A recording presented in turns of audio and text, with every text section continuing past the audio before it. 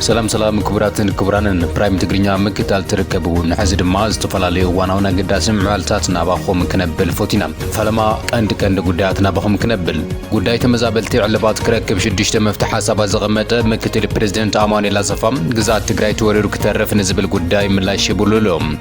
سمال ملس نحلتات امحران شعبيان خبير متن قغتا زحلفت نسام محبر سب عالم اغال وكبون سوي عام مراحتي بوليتيكان سراويت تግራይን ለውጥ የርእዩ አለው ተባይሉ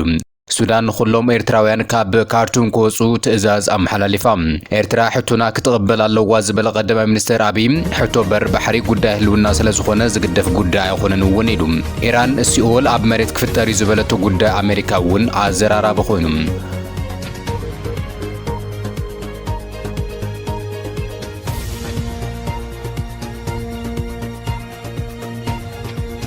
نزيوم من خلوتن قدات علونا نابا زرزرون كنبلينا سبسكرايب ناقبرخم سحبونا نمبل سالساي معالتي زغصر زولو سلفيا كلاب كتما مقلنا تخير يركب تمزابلتي تقراي فيدرال منغستين محبر سب عالمنا مربتهم كملسوا منحاتيتهم تمزابلتي ازي زحاتتو وحتو بي ساعات عب مغلم عبز سالتو نسالساي معالتي زغصر لسلماو سلفي وعلي بريتوريا بمول النتي تكبر بسنكي حتو تخبب بمعالت وقناتنا يموتو علوم عمر راحة تقراي افلا لايخم عزبيبخم ساقمنا فتحولنا سرحكم كتسرحون عب مربتنا ملسونا عبيد صلاتي زركب وغناتنا حرايوصوم محبرسب عالم كمسب دمصنا يسمع عب قراس مريت خوينا دقاس ايكهلونانيم زيناي موداتا سلفيو حمشي خرمتي عبتيندا انتدا حلفنايوم اتي حدغا زخبديو زبلون خالوت بركس زبل حتوتات حيزوم سلامو سلفي الناسالطيوم دمصي تمزابلتي سمع صنتت حزب تግራይ يبقع زبلون وسخمم عبتي سلفي بسنكي صنتتاو خونات كاب استفلالي كابتات تمزابيلوم عب كتما مقله زعقبو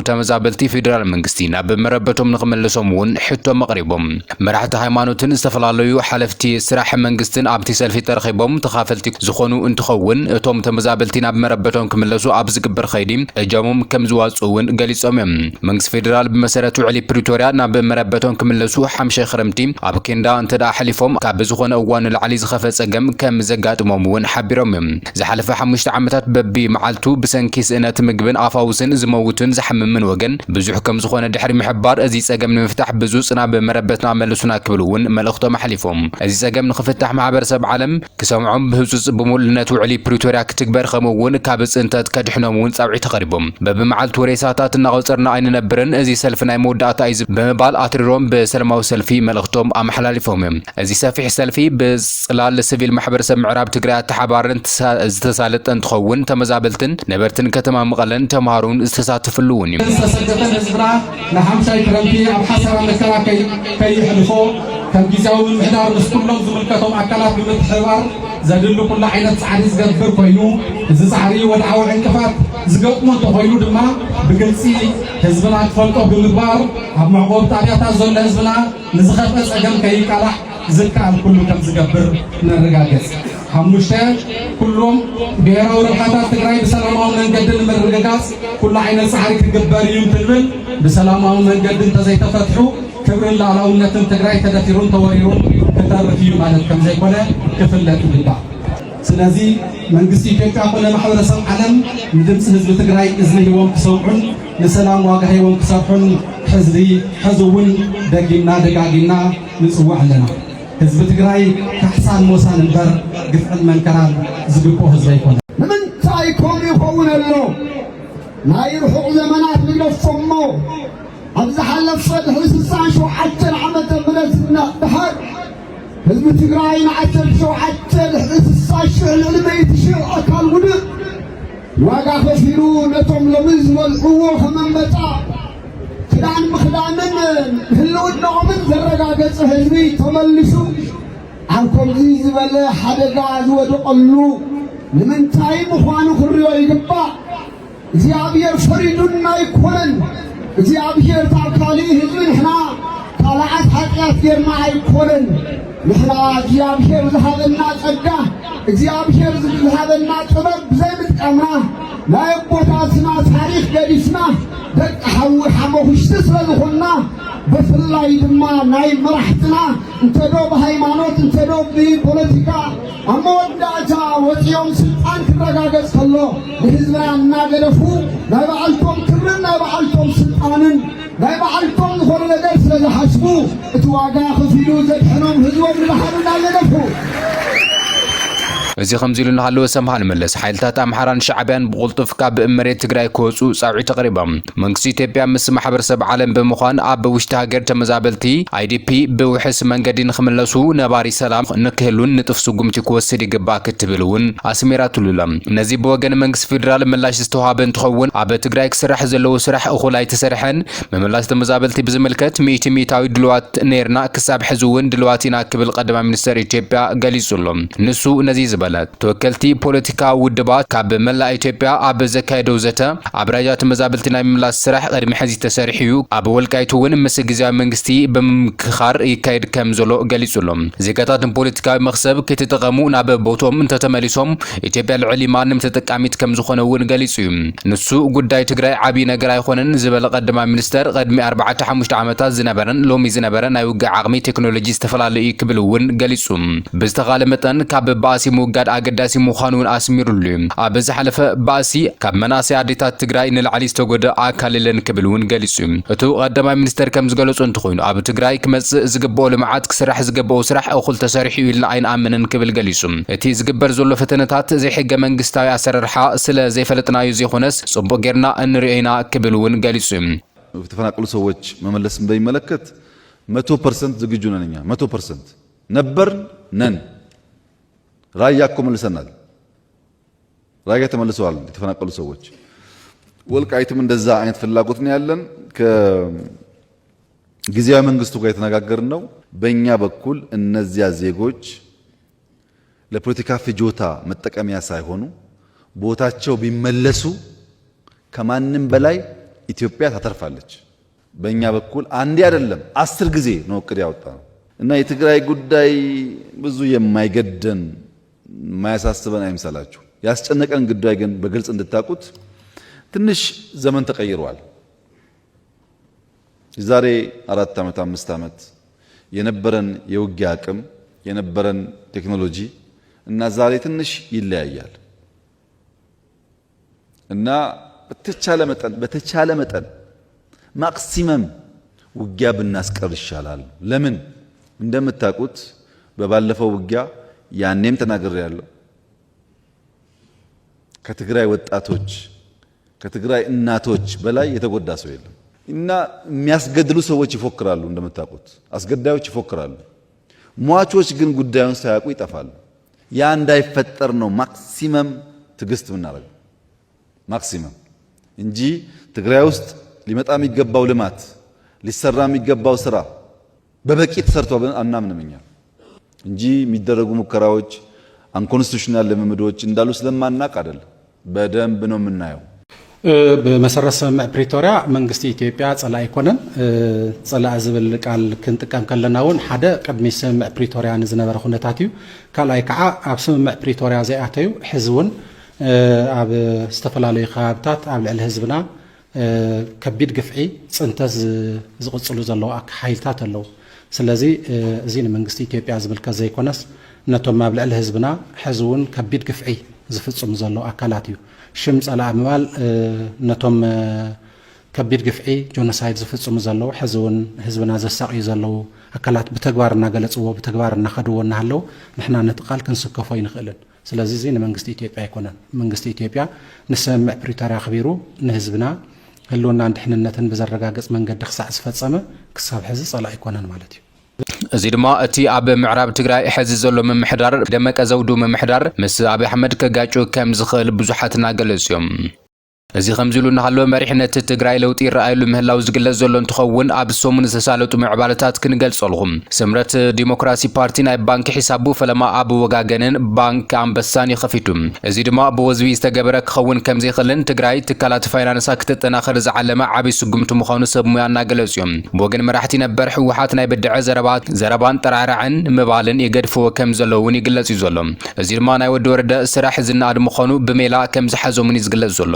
ጀነራል ዮሐንስ ወልደ ጊዮርጊስ ጆን መዲድ ሎም ቀነ መደረን ትገብር ዝኸበርኩም መራሕቲ ናይ ሃይማኖት ዝኸበርኩም መራሕቲ ናይ ፖለቲካ ውድባት ጥራሒሉ ንሕወሓት ክጸርሑ አይደልኒ እቲ ብስፍሓት ክግለጽ ጸንሐን እቲ መሪሕነት ሰራዊት ናይ ሕወሓት አገልጋሊ ካብ ምዃን ዓርሱ ዘግለለ ከም ዝኸውን ይዝግለጽ ዘሎ ብኻልእ መዳይ ጀነራል ፍስሐ ማንጁስ ሓደ ትግራዋይ ኣብ ልዕሊ ካሊእ ትግራዋይ ፈጺሙ ቃታ ክስሕብ ከም ዘይግባእ እዩ ኣስሚሩሉ ዘሎ ናይ ዝበለ ጀነራል ፍስሐ ማንጁስ ዘተ ብሕታይ መዋጾ ጸገም ትግራይ ከም ዝኾነ እውን ኣስሚሩሉ ምግቢ ሃይለ መንእሰይ ተረከብቲ ሕድሪኢኹም ዝብል ዘይተለመደ ዕላል ምምጽውን ጽቡቕ ምዕባለ ከም ዝኾነ ይዝግለጽ ዘሎ መንግስታት ጀነራል ታደሰ ወዲ ወረደ ዝናኣዱ እንትኸውን ኣብ ስልጣን ኾንኻ ብሓይሊ ዝፍታሕ ነገር ከም ዘለ ደጋጊሙ ቋሙ ኣፍሊጡ ጸኒሑ እዚ ድማ ኩሉ ትግራይ ክቕበሎ ዝግባእ ሓቂ ከም ዝኾነ እዮም ሰብ ሙያ እናገለጹ ዘሎ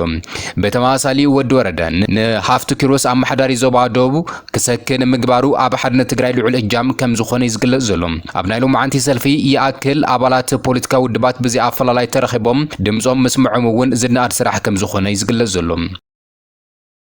ሱዳን ኩሎም ኤርትራውያን ካብ ካርቱም ክወጹ ኣዚዛም ብጀነራል ዓብደል ፈታሕ አብዱል ብርሃን ዝምራሕ ላዕላዊ ቤት ምኽሪ ሱዳን ኣብ ከተማ ካርቱም ዝርከቡ ኩሎም ኤርትራውያን ክወጹ ትእዛዝ ከም ዘመሓላለፈ ኣብቲ ሃገር ዝርከቡ ምንጭታት ሬድዮ ገሊጾም እቲ ትእዛዝ ንኢትዮጵያውያን እውን ዘጠቓለለ ምዃኑ ዘመልከቱ ቶም ምንጭታት ካብ ከተማ ካርቱም ወጽዮም ናብ ሰለስተ ማዓስከራት ክግዕዙ መምርሒ ከም ዝተወሃቦም ተገሊጹ ዘሎ እቲ ብሰራዊት ዝምራሕ መንግስቲ ኣብ ካርቱም ዝርከቡ ኩሎም ዜጋታት ኢትዮጵያን ኤርትራን ካብታ ከተማ ክወጹን ናብ ማዓስከራት ክግዕዙ ዝእታዝ ዘመሓላለፈ ምስ ጸጥታ ብዝተሰሓተ ኩነታት ከም ዝኾነ ይዝግለጽ ዘሎ ኣብ ካርቱም ከባቢያን ኣብ ዝካየድ ዝነበረ ኩናት ተቐርቂሮም ዝጸንሑ ዓሰርታት ኣሽሓት ዜጋታት ተጋሩ ተዛመድቲ ዕረፍቲ ክረኽቡ ኣብ ዝጀመሩሉ እዋን ካብታ ከተማ ክወጹ ዝወሃቦም ዘሎ ትእዛዝ ከቢድ ሸቐሎት እውን ፈጢሩሎም ኣሎ ኣብ ሱዳን ዝርከብ ወኪል ላዕለዋይ ኮሚሽን ስደተኛታት ሕቡራት ሃገራት ብዛዕባ ስደተኛታት ኩሎም ካብ ካርቱም ክወጹ ናብ ሰለስተ ማዓስከራት ክግዕዙ ዝተወሃበ ትእዛዝ ኣፍልጦ ከም ዘይብሉ ከም ዝገለጸሎም እቶም ነዚ ሓበሬታ ዝለኣኹ ምንጭታት ኣመላኺቶም እዚ ከምዚሉን ሃለዋ ኣፍ ደገ ባሕሪ ኢትዮጵያ ጉዳይ ህልውና እዩ ዝበለት ኢትዮጵያ ኣፍ ደገ ባሕሪ ንኢትዮጵያ ኣጀንዳ ፖለቲካ ኣይኮነን ኮታስ ናይ ህልውና ጉዳይ ብምባል ናይ ኩሉ ግዜ ድሌት ኢትዮጵያ ምስ ጎረቤት ብሓባር ምልማዕ ክብል ኣብይ ኣሕመድ ገሊጹ ዘሎ ኢትዮጵያ ሰላም ምዃናን ምልማዕን ንዕቤት እቲ ዞባ ኣወንታዊ እጃም ከም ዘለዎ እውን ወሲኹ ገሊጹ ኢትዮጵያ ዓባይ ሃገር ልዑል በዝሒ ህዝቢ ዘለዋ እያ ዝበለ ቀዳማይ ሚኒስትር ኣብይ ሰላምን ልምዓትን ኢትዮጵያ ቁልፊ ጉዳያት ከም ዝኾኑ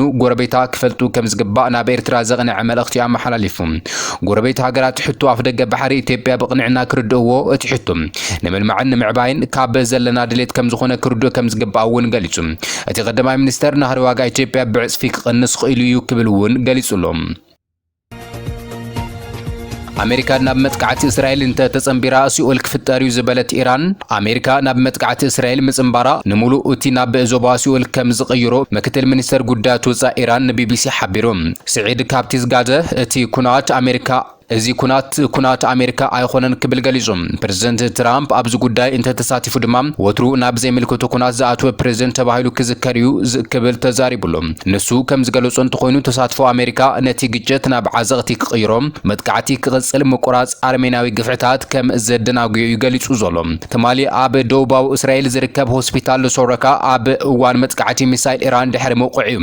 እቲ ሚኒስተር ነቲ ርእይቱ ዝሃበ መንግስታዊ ማዕከል ዜና ኢራን እቲ መጥቃዕቲ ኣብ ጥቃ እቲ ሆስፒታል ንዝርከብ ወታደራዊ ቦታ እምበር ነቲ መሳለጢ ዕላማ ዝገበረ ከም ዝኾነ ዝግለጽ ዘሎ ሚኒስተር ጥዕና እስራኤል ኣብ ልዕሊ ማእከል ሕክምና ሶሮካ ብዝተፈጸመ መጥቃዕቲ 71 ሰባት ከም ዝተቐተሉ ይሓቢሩ ዘሎ እዚ ከምዚሉን ከሎ ወታደራት ሓይሊ እስራኤል ነቲ ዘይንጡፍ ሪአክተር ከቢድ ማይ አራክን መሳለጢያ ናታንዝን ሓዊሱ ኒኩለራዊ ቦንታታት ዕላማ ከም ዝገበረ ገሊጹሎም ቴህራን ብዛዕባ ኣብ ኢራን ብሰንኪ መጥቃዕቲ እስራኤል ዝወረደ ጉዳት ሓድሽ ሓበሬታ ኣይሃበትን እያ መጥቃዕቲ ሚሳይል ኢራን ንመሰረታዊ ልምዓታት እስራኤል ከም ዝሃሰውን ይግለጽ ዘሎ ኢራን ትማሊ ዓርቢ ኣብ ልዕሊ ሰሜናዊ ማእከላይ እስራኤል ተኸታታሊ መጥቃዕቲ ሚሳይላት ብምካዳ ንሓያሉ ትሕተ ቅርጺ ጉዳት ኣውሪዱ ሙሉሎ ወታደራዊ ስጉምቲ እስራኤል ስዒቡ ኢራን ኣብ ክልተ ዙርያ ልዕሊ 150 ባላስቲክ ሚሳይል ናብ ከተማታት እስራኤል ከም ዝተተኮሰውን ተገሊጹ ኣገልግሎት ህጹጽ ረድኤት እስራኤል በቲ መጥቃዕቲ ብውሕዱ 10 ሰባት ከም ዝሞቱ ሓቢሩሎም በቲ መጥቃዕቲ ልዕሊ 100 ሰባት ከም ዝቆሰሉ ቢቢሲ ማዕከላት ዜና ዜና እስራኤል ብምጥቃስ ይሕብሩ ስካይ ኒውስ ንወታደራዊ ምንጭታት ኢራን ብምጥቃስ ኣብ ዘውፅኦ ጸብጻብ ከም ዘመላኽቶም ኢራን ነፍሲ ወከፍ $80 ሚልዮን ዝግመት FA-35 ዝዓይነተ ነፈርቲ ውግእ እስራኤል ከም ዘውደቐት ይሕብሩ ዘሎ እስራኤል ቦገና ኣብ ቴህራን ዝርከብ መኽዘን ነዳዲ ከም ዝወቅዐቶ ያፍሊጣ እዘን ብኮድ ዓዲር ዝተሰምያ F-35 ነፈርቲ ውግእ ካብተን እስራኤል ንኢራን ንምጥቃዓት ትጥቀመለን 100 ነፈርቲ ውግእ ምዃነን ዝግለጽ ዘሎ ነዘን ነፈርቲ ውግእ ንምውፋር ኣብ ሰዓት ልዕሊ $44,000 ኣሜሪካ ከም ዝውድእ እውን ይግለጽ ቀዳማይ ሚኒስተር እስራኤል ኣብቲ መጥቃዕቲ በኣካል በፂሑም ንግዳያት ኣብቲ ሆስፒታል ዝበጽሑ እውን ተዓዚቡ ናታንያሁ ንጋዜጠኛታት ኣብ ዝሃቦ መግለጺ ኢራን ባላስቲክ ኮነ ኒኩለር ቦምብ ከም ዘይብላ ክንገብር አይና ክብል ተዛሪቡ በሐሙስ ዋይት ሃውስ ኣሜሪካ ኣብ ዝቕጽሉ 2 ሰሙናት ብቐጥታ ኣብቲ ግጭት ክትሳተፍ ድያ ኣይተሳተፈን ክውሰን ምዃኑ እውን ይግለጽ ዘሎ እቲ ምክትል ሚኒስተር ንቢቢሲ ኣብ ዝሃቦ ቃል ከም ዘመላኽቱ እንትኾይኑ ብርግጽ ዲፕሎማሲ ጉዳይ ቀዳማይ ኣማራጺ ክብል ይገልጹ ደብዳብ ቦምቡታት እናቐጸለን ከሎ ግን ዝኾነ ዘተ ክጅመር ኣይንኽእልን ኢና ክብል ይገልጹ ንሱ በተደጋጋሚ ኢራን ኣብ ልዕሊ እስራኤል ዘካየደቶ መጥቃዕቲ በመሰረት አንቀጽ 51 ቻርተር ሕቡራት ሃገራት ርእሰ ምክልኻል በመባል ኣብ ማእኸል ዲፕሎማሲ ኢና ነርና ክብል ገልጹሎም በ13 ሰነ እስራኤል ኣብ ኒኩለሳዊ ቦታታት ኢራን መጥቃዕቲ ብምፍጻማም ሓያሉ ላዕሎት ጀነራላት ተመራመርቲ ኒኩለርስ ቀቲላ እያ እቲ ምክትል ሚኒስተር ጉዳያት ወጻኢ ኢራን ነቲ ግጭት ምኽንያት ዘይብሉ ዘየድልን ክብል ገልጾሎም ኢራን ስምዕነት ኒኩለር እንተትቅበል ነይራ ነቲ ግጭት ክተረፍ ይኽእል ነይሩ ዝብል ተደጋጋሚ ርእይቶ ትራምፕ ምላሽ ዝሃበሉ ካቲዛድህ እስራኤል ኣብ ልዕሊ ኢራን መጥቃዕቲ ብምፍጻም ነቲ ዘተ ክሳብ ትዕንቅፎም ይዘራረቡ ከም ዝነበሩ ይገልጹ ዘሎ ኣብ ማስካት ሻድሻይ ዙርያ ኒኩለሳዊ ዝርብ ክንገብር መደብ ነይሩና ብሓቂ ድማ ኣብ ስምዕነት ንምብጻሕ ኣብ ኣፍ ደገ ኢና ነርና ክብል ይገልጹ ፕሬዝደንት ትራምፕ ኣብ ስምዕነት ንምብጻሕ ኣብ ኣፍ ደገ ከም ዝነበርና ካብ ዝኾነ ሰብ ንላዕሊ ይፈልጡ ክብሉን ገሊጹ በተወሰኸ ድማ ትራምፕ ኣብ ማሕበራዊ መራኸብታት ዘርግሑ ጽሑፋት ቃለ መጠይቅን ዝደናገር ዝጋጩን ጽሑፍ ቃለ ምሕተትዩ ብምባል ነቒፉሎም ፍሉይ አሜሪካ ስቲቭ ዊትኮፍስ ሚኒስተር ጉዳያት ወጻኢ ኢራን ኣባስ አራክቺ ካብ ዓርቢ ጀሚሮም በተደጋጋሚ ብቴሌፎን ከም ዝዘራረቡን እዚ ድማ ነቲ ቁልውላዊ ዲፕሎማስያ ፍታሕ ንምርካብ ዝዓለመ ምዃኑ ሮይተርስ ሓቢሩሎም ነቲ ማዕኸል ዜና ቃሎም ዝሃቡን ብስንኪ ነቃፊነት ናይቲ ጉዳይ መንነቶም ከይግለጽ ዝሓትቱ 3 ዲፕሎማስኛታት ከም ዝገለጽዎም አራክቺ እስራኤል ነቲ መጥቃዕቲ ደው እንተዘየቢላቶ ቴህራን ናብ ዘተ ከም ዘይትምለሱ ይገልጹ ዘሎም